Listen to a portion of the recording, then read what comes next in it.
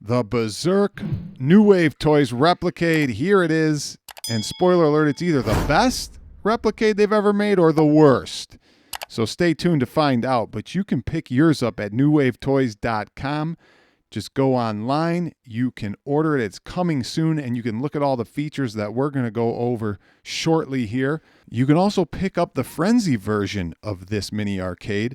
Now, don't worry. Both versions play both ROMs, so you don't have to worry about that. But this version, the Survivor Series edition of the Frenzy, is like a beat-up arcade, kind of old school, with nicks and scratches purposely done, and looks really cool. Now, on the website, the Frenzy version shows this new flicker mode option where the marquee will flicker every so often. You can set it for 1 minute, 5 minutes, or 10 minutes to flicker every so often, or you can turn it off. But don't worry, the Berzerk model also has the marquee flicker, but only for the Frenzy game. Once you switch to the Frenzy game, you'll have this option. These unboxings are pretty boring, so while we're doing it, I'm going to add a little flavor, and we're going to go over 5 fun facts about Berzerk, starting with this one.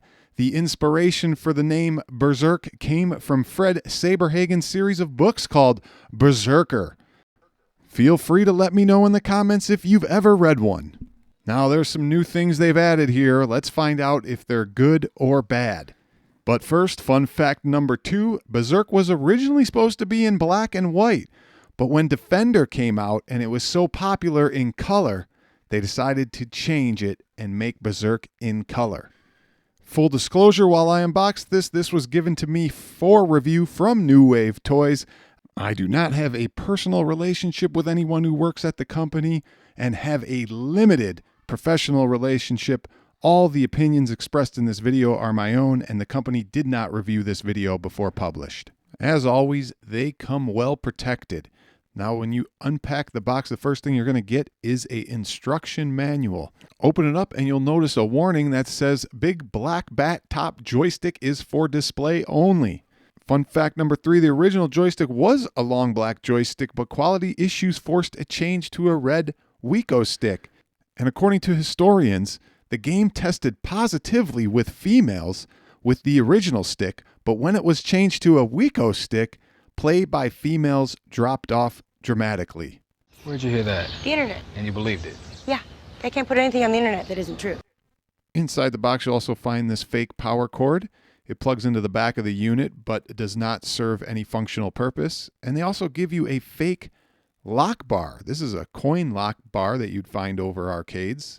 You also get a metal kick plate that will attach to the front bottom of this unit, and the mini coins that you can actually use to coin up the machine. You'll also get a USB Type-C power cord. Now, bonus fact, Berzerk has a fast bullet and slow bullet option mode, but not available in the dip switch settings.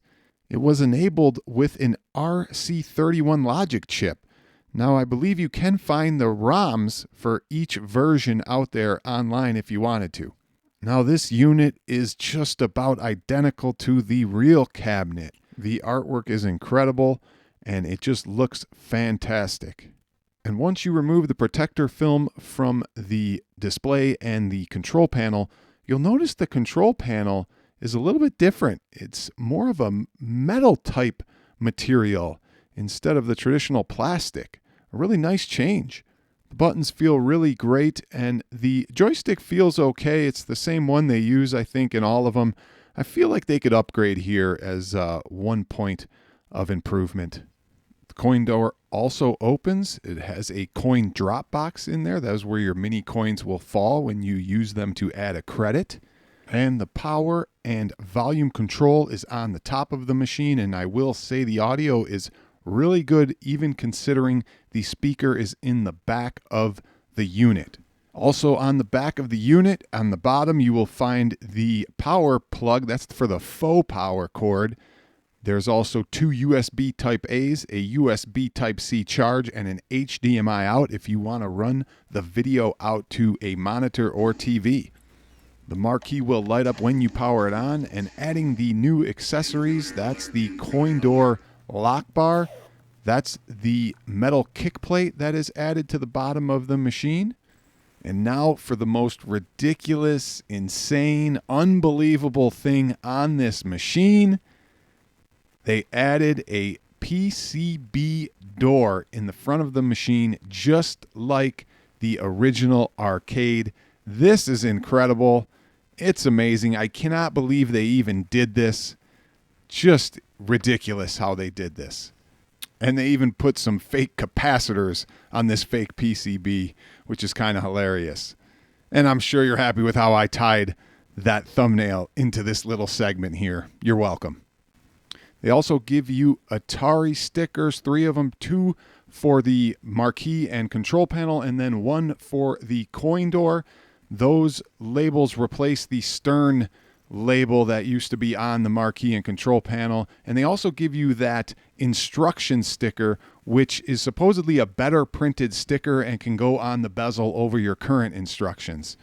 Now for this coin door sticker, if you put it on incorrectly, you will not be able to take it off and realign it. So make sure you get it right the first time. You'll put the sticker on and then peel off the top film once it's applied. Fun fact number 4. Every robotic voice word costs $1,000 to implement. Once you power the machine on, you will have access to some of the settings, as well as the ability to change from Berzerk to Frenzy. You'll do this by pressing Player 1 and Player 2 at the same time. It will give you access to the settings, such as marquee off or on, screen brightness, scan lines, a track mode on or off, and different bonus life settings.